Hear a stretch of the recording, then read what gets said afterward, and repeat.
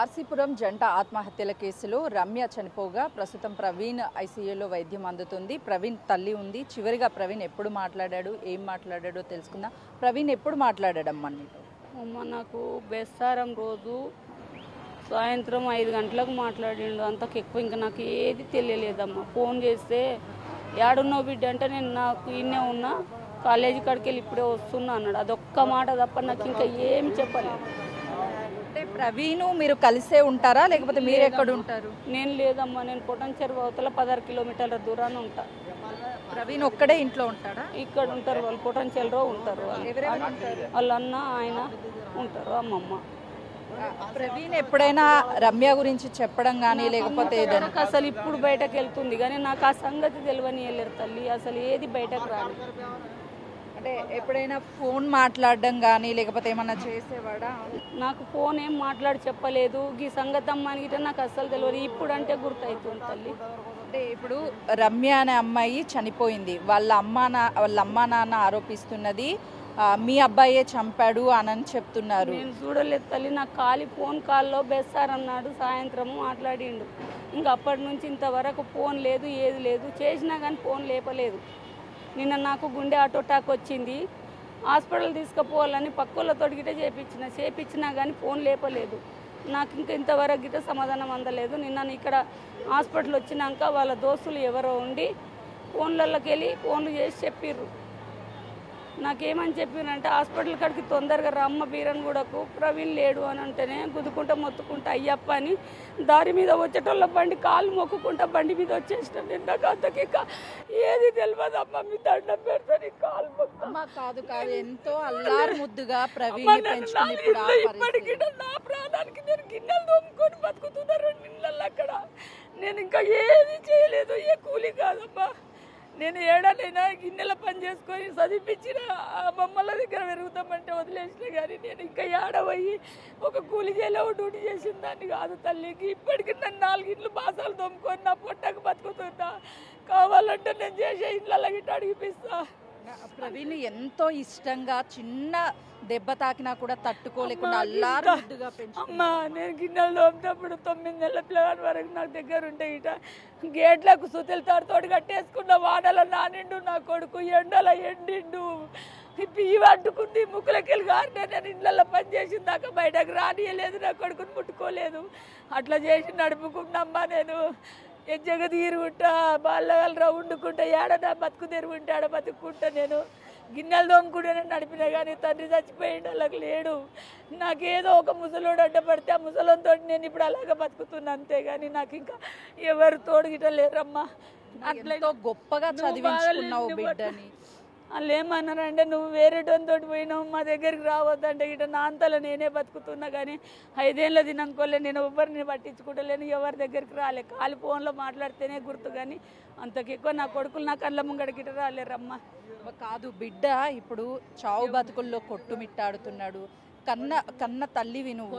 చూద్దామంటే గిట్ట నిన్నటి నుంచి కళ్ళతో ఇట్లా పోదామంటే ఫోన్ ఇస్తలేరమ్మా. నా కొడుకుని చూద్దామంటే చూడనిస్తలేదు. ఆమెనా నా కడుపు బిడ్డనే, ఈడైనా నా కడుపు బిడ్డనే. ఎవరికైనా ఉంటుంది తల్లి కడుపు కోత. కానీ నేను పైకి పోయి చూద్దామంటే సెక్రటరీ వాళ్ళు పోనిస్తలేరు, ఎవ్వరు పోనిస్తలేరు. నువ్వు పోవద్దు అని ఆపుతున్నారు. నాకు రాత్రి నుంచి నొప్పి ఇంకా ఇంత ఎక్కువ అవుతుంది తల్లి. సుధరాయిస్తలేదు నా గిట.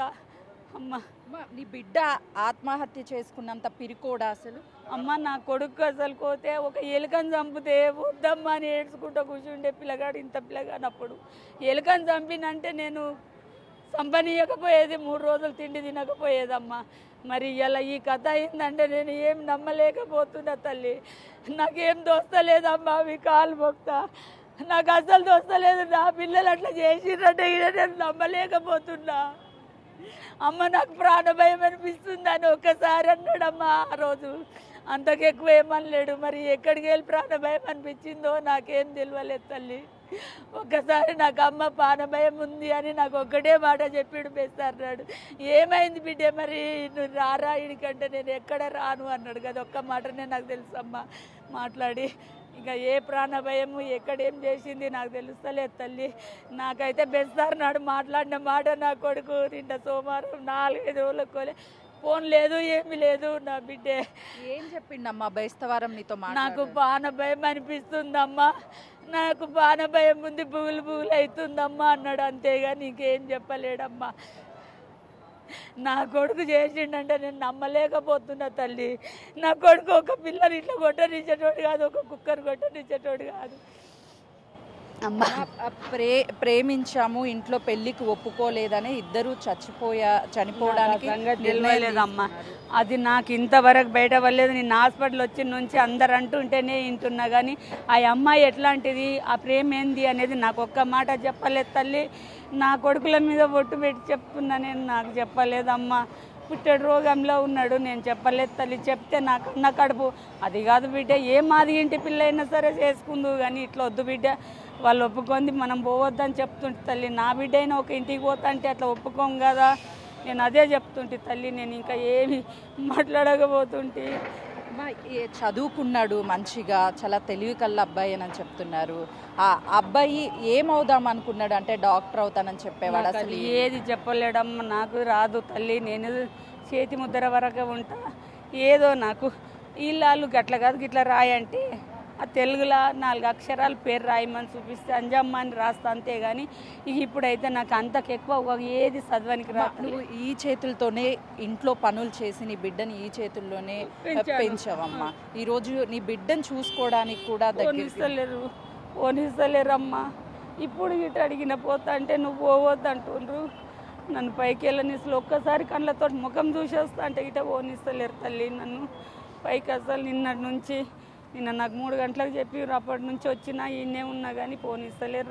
ఏ పరిస్థితిలో ఉన్నాడు ఏమన్నా తెలుసా నాకు అసలు చెప్తలేరమ్మా. పోలీసు వాళ్ళకి గిట్ట 3-4 కాలు మొక్కిన, 2 సార్లు రాత్రి 9 గంటలకు గిట్ట మొక్కిన. నువ్వు వెళ్ళొద్దన్నారమ్మా నన్ను. నాకు పోలీసు వాళ్ళు అసలు పైకి గిట్ట పోనిస్తలేరు.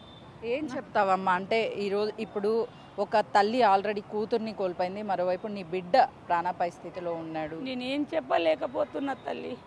నా బిడ్డ గురించి నేనేం చెప్పలేను, ఆ బిడ్డ గురించి గిట్ట చెప్పలేను. ఆ బిడ్డ అయినా మన బిడ్డనే, ఈ బిడ్డ అయినా మన బిడ్డనే. బిడ్డ అంటే అందరికీ బిడ్డనే తల్లి. నేనేం చెప్పలేకపోతున్నా తల్లిగా. ఇట్లా సూసైడ్లు చేసుకోవడం ఇవంతా కూడా దీన్ని సమర్థిస్తారా అంటే కరెక్టే అనిపిస్తుందా? నాకు ఏది కరెక్ట్ అనిపిస్తుంది అంటలేను, కరెక్ట్ అనిపిస్తలేదంటలేను తల్లి. అది తప్పు పని అమ్మా, ఎవ్వరమైనా చేసేది కాదమ్మా. అది ఒక మాట నా బిడ్డ ఉంటే ఒకళ్ళు అబ్బాయి చేస్తే మనమైనా అంటాం తల్లి, అంతవరకే. కానీ నేను నా బిడ్డ చేసింది గొప్ప పని అంటలేను, అయ్యో ఆ బిడ్డ పోయింది మంచి పని అని అంటలేను. నా బిడ్డ అయినా నా బిడ్డనే, నా బిడ్డ అయినా నా బిడ్డనే. నా బిడ్డ వాళ్ళ బిడ్డనే, వాళ్ళ బిడ్డ నా వాళ్ళ బిడ్డనే. అంతే భావిస్తున్నా, కానీ నాకు ఇంకొకటి తెలియదు తల్లి, నాకు ఇంకొకటి తెలియదు. అమ్మ నీ కాలు మొక్తా, నాకు మాట్లాడటంత గిట్ట లేదు. అమ్మ అని చివరిగా ఫోన్ చేసి నాకు ప్రాణ భయం ఉంది, నాకు ఎందుకో భయం వేస్తుంది, గుబులవుతుంది అని చెప్పేసి తల్లితో చివరిగా మాట్లాడాడు. ఒక్కటే మాట అన్నాడు. 5-6 గంటలకెళ్ళా ఒక్కసారి ఆడున్నావమ్మ అంటే పనికాడికి వెళ్ళి ఇప్పుడే వచ్చిన అన్న అనగానే నాకు భయం అనిపిస్తుంది, ప్రాణ భయం ఉందమ్మా అని కదా ఒక్క మాట అన్నది. ఎందుకు బిడ్డ అనగానే ఫోన్ కట్ చేసిండు. ఇక తెల్లారి నుంచి ఇక ఫోన్లు చేసినా కానీ లేపుతలేడు. నేను పక్కకున్న హిందీ పిల్లలు ఉంటారు నా పక్కకు, జర ఫోన్ బతుకరో బెట అంటే ఫోన్ అయ్యుంటారమ్మా, చిచ్చాపాయ అనే చెప్పారు, కానీ ఇంకా ఫోన్ కలుస్తలేదమ్మా. మీ పెద్ద కుమారుడికి కాల్ చేయలేదా? పెద్ద కుమారునికి అసలే ఫోన్ చేసి ఏది మాట్లాడలేను. నేను ఆయనతో ఎక్కువ మాట్లాడా. చిన్న అబ్బాయి రోజు ఫోన్ చేసి రోజు చెయ్యడు. ఆయనకి ఇష్టం వచ్చినప్పుడు ఎప్పుడో ఒక్కసారి ఫోన్ చేసి మాట్లాడతాడు. పెద్ద అబ్బాయి ఎక్కువ మాట్లాడాడు. ఏదన్నా ఎప్పుడో యాదికి వస్తే ఏదన్నా అనిపిస్తేనే అమ్మ ఏం చేస్తున్నావు, మంచిగా ఉందని, ఆరోగ్యం అని పెద్ద అయిన, అంతేగాని ఇంకా ఏమీ నన్ను వల్కరియరమ్మా. నా కష్టం చివరిగా అమ్మతో మాట్లాడింది, బేస్తారం మాట్లాడాడు. తర్వాత ప్రాణభయం ఉంది అని చెప్పేసి ఫోన్లో చెప్పి ఫోన్ కట్ చేశాడు. తర్వాత ఎన్నిసార్లు ఫోన్ చేసినా ఫోన్ స్విచ్ ఆఫ్ వచ్చింది. అసలు ఎందుకు అలా మాట్లాడాడో తెలియదు, కానీ చివరిగా మాట్లాడినటువంటి మాటల్ని గుర్తు చేసుకొని తల్లి తల్లడిల్లిపోతుంది. చీమకి కూడా హాని తలపెట్టినటువంటి ప్రవీణ్ తను చనిపోవాలని నిర్ణయం తీసుకుంటాడు అని కానీ, లేదు అని అంటే తాను ఇంకొక అమ్మాయిని చంపుతాడు అనేది కానీ అసలు ఊహించలేదు. ఇదంతా కూడా అసలు ఏం జరిగింది అనేది నాకైతే తెలియదు అని తల్లి కన్నీరు మున్నీరు అవుతుంది. మనం విజువల్స్లో చూడొచ్చు. ఎందుకంటే నిన్న ఈ ఘటన జరిగిన దగ్గర నుంచి కనీసం కల్లారా తన కొడుకుని చూసుకోలేకపోయాను, ఒక్కసారి హాస్పిటల్ లోపలికి పంపిస్తే నా బిడ్డ ఎలా ఉన్నాడో చూసుకుంటాను అని చెప్పేసి తను తల్లడిల్లిపోతున్నటువంటి పరిస్థితి ఉంది. నా కొడుకుని చూడాలి, నా కొడుకు ఇలా చెయ్యడు అంటూ ఆ తల్లి కన్నీరు మున్నీరు అవుతున్నటువంటి పరిస్థితి నెలకొంది. కెమెరామ్యాన్ శ్రీనుతో సుజాత, హైదరాబాద్.